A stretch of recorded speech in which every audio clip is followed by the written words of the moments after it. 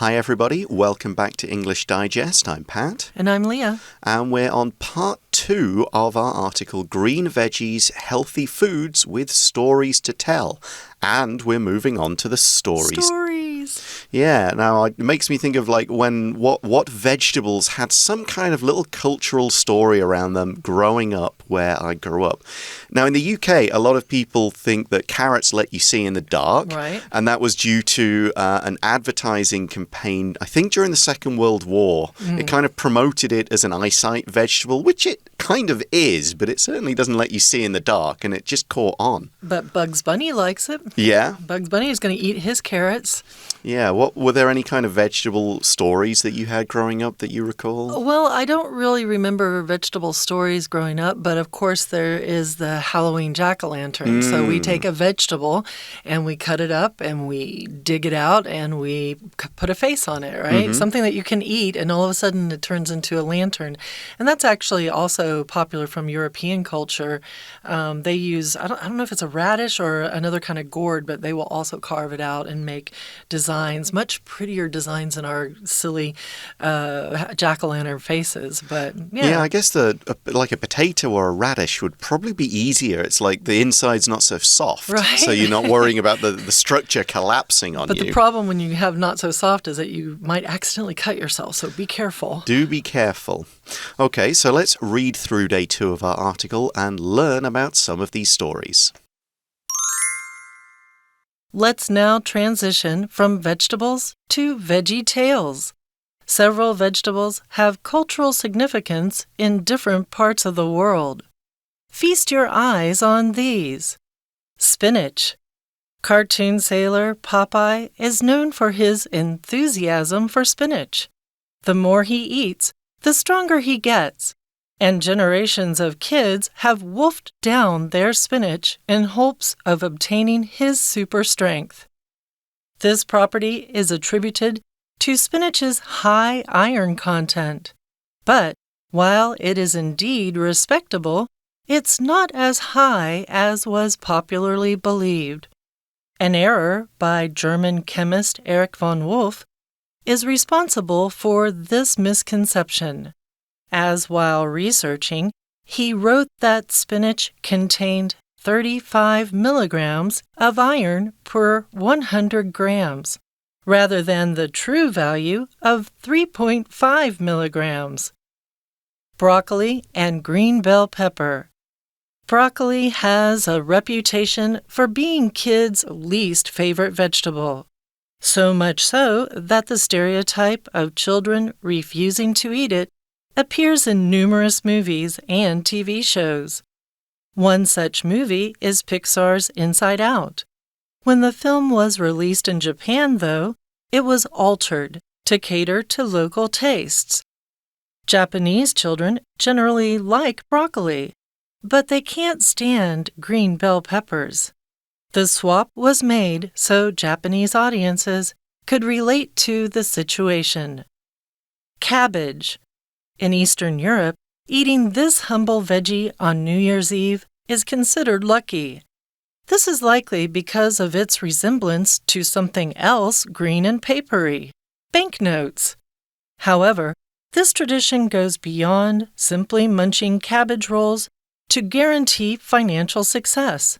Chefs clean a coin and mix it into the dish, and whoever finds it is said to be in line for a year of prosperity. So, you have no excuse now.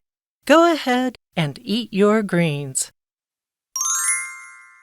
All right, everybody, so we're back once again, and we're going to look at this first sentence here. It says, let's now transition from vegetables to veggie tales.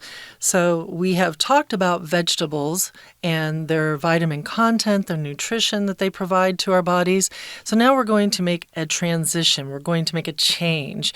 Think about if you're in the MRT, that is mass rapid transit, right? Then you are in transit on the MRT, and when you change from one line to another line, you make a transition from, say, the red line to the blue line.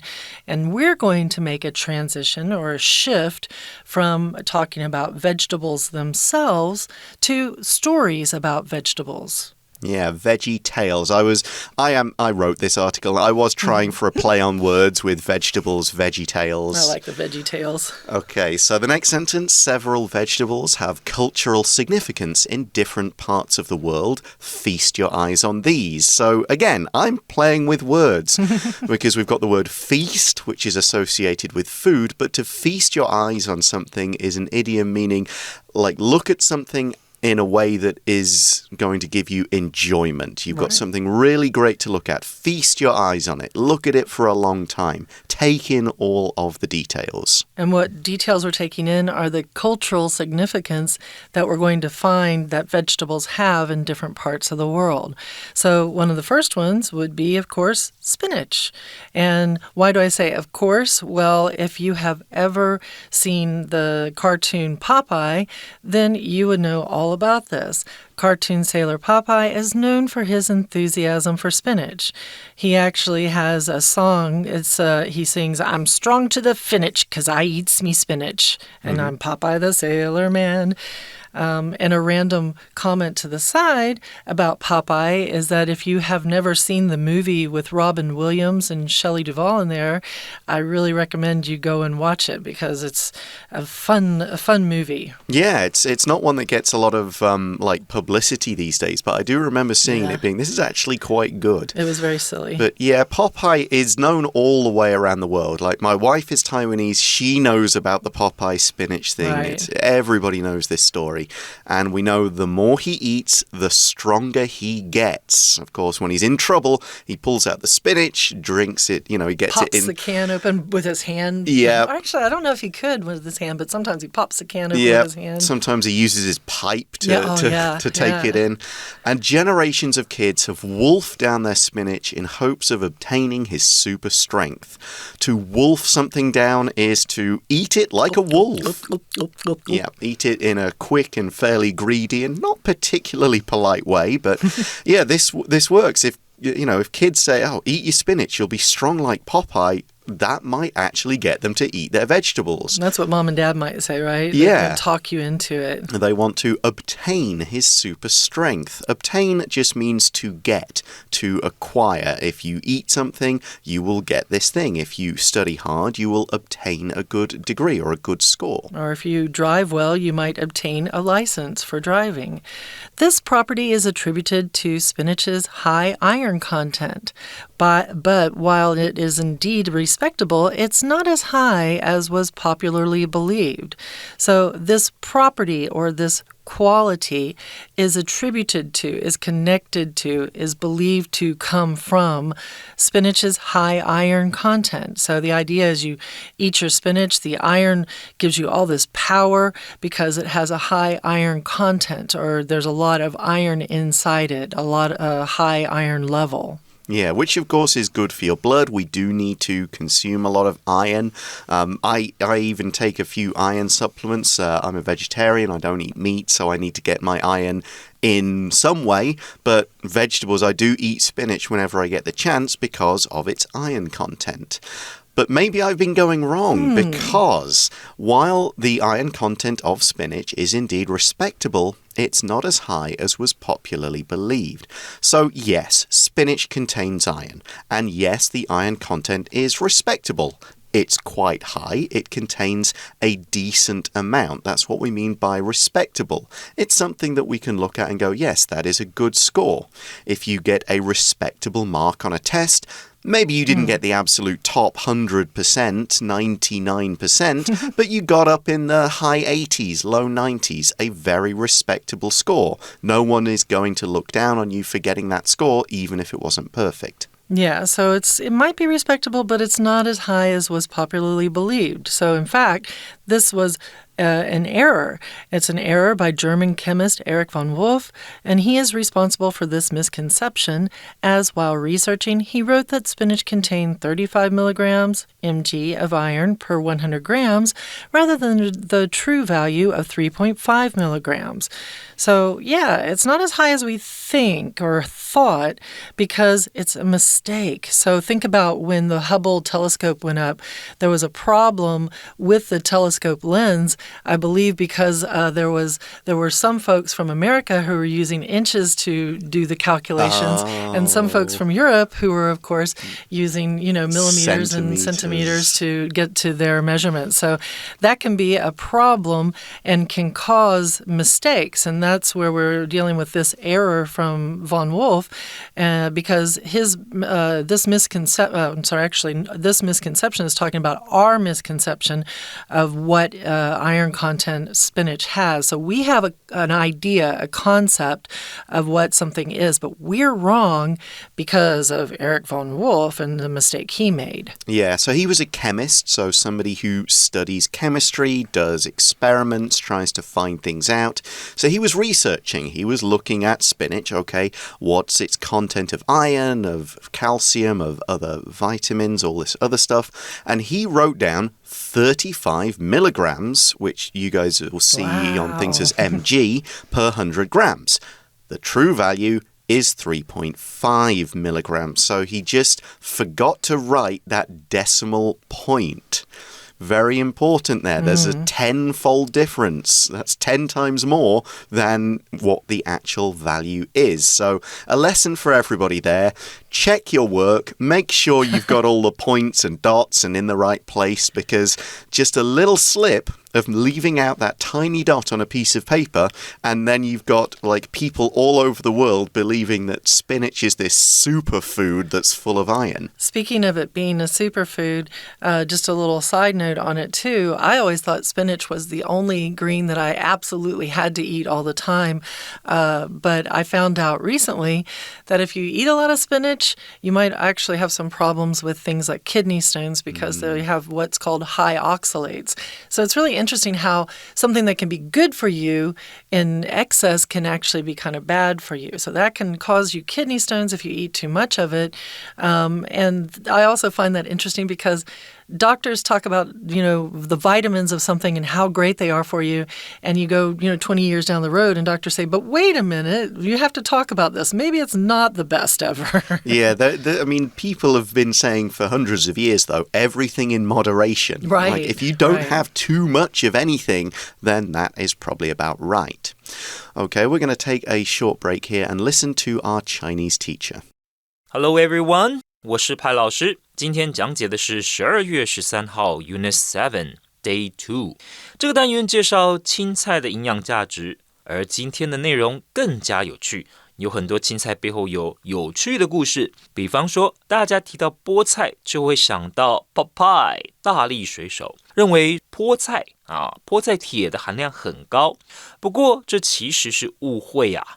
当时做相关研究的德国化学家一时失误，他所声称的菠菜铁的含量其实只有实际含量的1/10而已。好，不论如何，我们一起来看学习重点吧。请同学先看到第一段第一个句子 Let's now transition from vegetables to veggie tails。 好， transition from， 我们从这个句子来看，知道这个 transition 是转换的意思。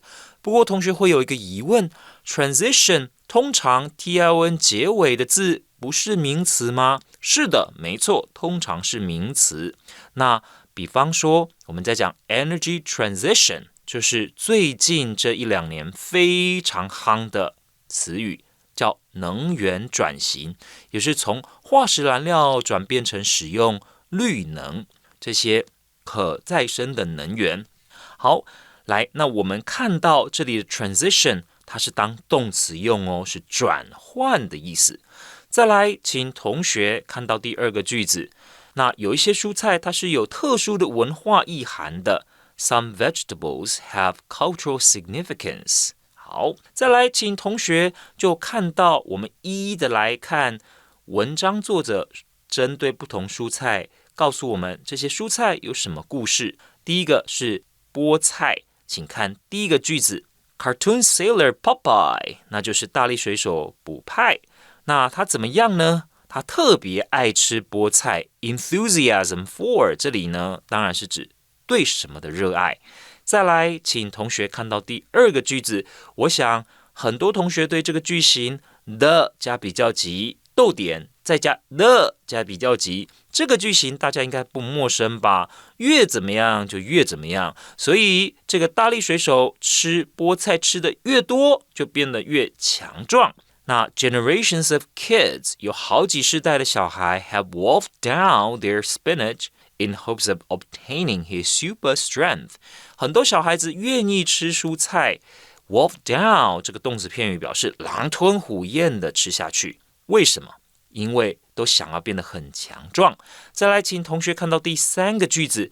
那这方面因为我们知道菠菜有这个特性 property this property 被归因于什么 is attributed to 我们把原因归到什么身上 It's attributed to spinach's high iron content 原来呢是铁的含量比较高。那虽然说这个的确啦是没有错的 Well, it is indeed respectable 这里的 respectable 其实并不是受人尊敬而是可观的。的确含铁量是相当的可观，但是不是像大家所想的那么的高。We'll take a short break and then we'll continue with our article.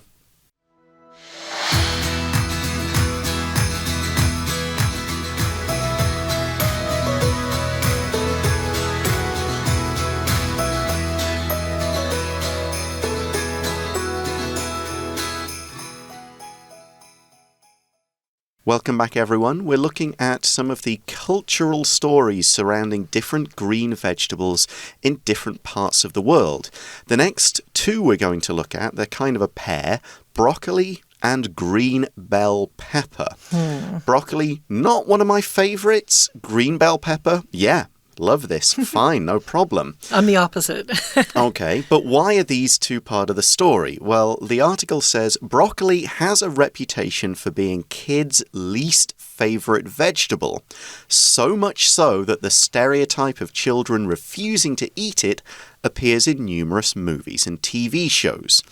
So much so is a way of saying this is a very strong reputation. The reputation for kids hating broccoli is so strong, it's so well known that it's formed a stereotype. A stereotype is a belief about something which is pretty general and it's maybe a little unkind. It's not exactly true. It's just the sort of reputation, the incorrect reputation about a group of people, in this case, children. It's a stuck impression of a group. So you have this idea of a group being a certain way. Yeah. And it's oftentimes wrong. Yeah. British people are polite and drink a lot of tea. Okay, I drink a reasonable amount of tea, and I'm sometimes polite. But I know British people who don't drink tea and who aren't polite. So there you go. But yeah, it's a visual language in movies and TV shows. If you want to kind of show this and get the idea, then you have a kid refusing to eat broccoli, and so many people watching, parents, kids will go, yep, I get that. I've been there. I understand that situation. One such movie is Pixar's Inside Out. So one movie where you see this broccoli and story, or here we're going to get to bell pepper in a second, story is Inside Out. Inside Out is a Pixar movie. It's a movie where you have a teenage girl and all of her emotions are having conversations inside her head. And Pixar is a movie-making group that does a lot of, comic films, I guess you could say. Yeah. Finding Nemo, The Incredibles, Toy Story, Brave, if you remember Cars, Brave. Yeah. Yeah, and now they're part of Disney. But yeah, so they made the movie Inside Out. And when the film was released in Japan, though, they had to alter it. It was altered to cater to local tastes. Yeah, another play on words there, because cater to local taste could mean cook something in a different way to suit the locals. But in this case, it's changing the visual language again. They're altering it, they're changing it to make this idea of kids refusing to eat broccoli more relatable to a Japanese audience. And we explain Japanese children generally like broccoli, but they can't stand green bell peppers. Interesting. So in Japan, the idea of like broccoli, why would the kid turn down broccoli? Broccoli's great. So they just make the change and go, okay, the kid is refusing to eat green bell peppers. And all the kids in the audience are like, oh, those are horrible. I know why she feels this way. And the swap was made so Japanese audiences could relate to the situation. So a swap is an exchange. You might swap something with your friend who has a really cool car. You're like, I like that little toy car. Can I have it? And your friend says, well, I'll give it to you, but you have to give me 3 pieces of gum. And you're like, okay, let's make a swap. Let's make an exchange. And they made that swap so that Japanese audiences could relate to or connect to or understand the situation in the movie just a little bit better. Yeah, because if the kids saw the broccoli thing, maybe they don't quite understand it, and therefore the joke's not as funny or the situation makes them not enjoy the movie as much. But using green peppers, like we've been saying all the way through this paragraph, they go, oh yeah, I know how that kid feels. That's how I would react. And the parents are going, oh, my child is exactly the same way. So everybody kind of feels like this story is speaking to them. And we've got cabbage now to talk about as well. So remember we talked about the head of cabbage, like a Brussels sprout is also a head or lettuce is also a head. In Eastern Europe, eating this humble veggie on New Year's Eve is considered lucky. So Eastern Europe is like Belarus, Russia, Ukraine, Poland, Romania, Czech Republic, places like that.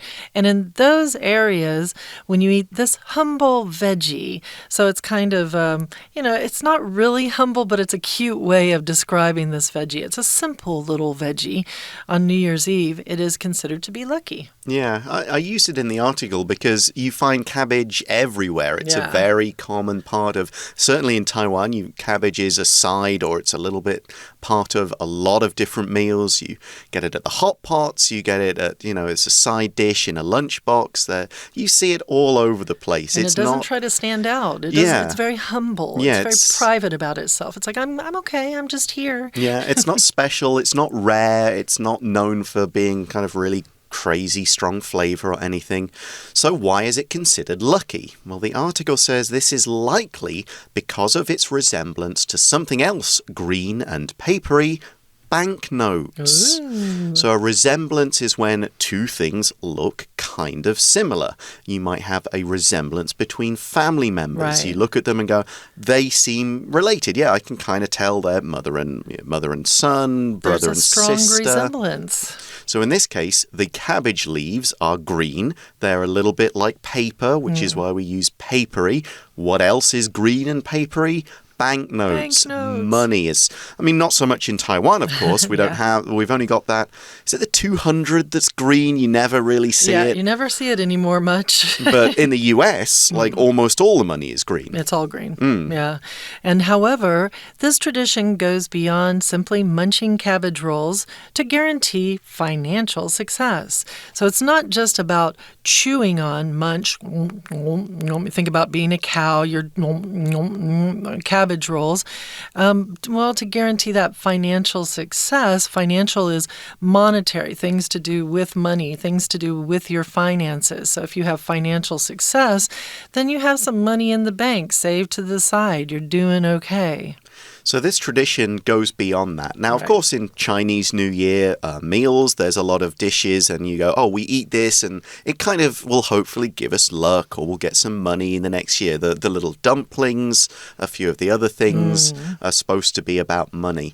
But it's not just eating the cabbage in these Eastern European countries. This is what happens. Chefs clean a coin and mix it into the dish, which is something you'll see in other countries, mixing stuff into puddings, mixing stuff into cakes. Right, or a ring inside of the, a lot of the this. ring for the king or the king's crown inside of the cakes for British families, right? Yeah, and I think New Orleans has got a similar sort of tradition with the king cake.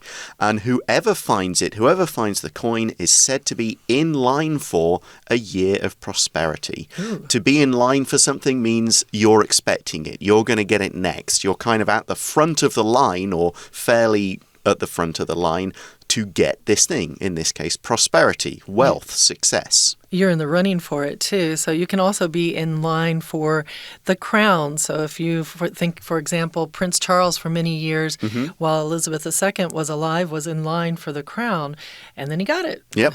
So you have no excuse now, guys.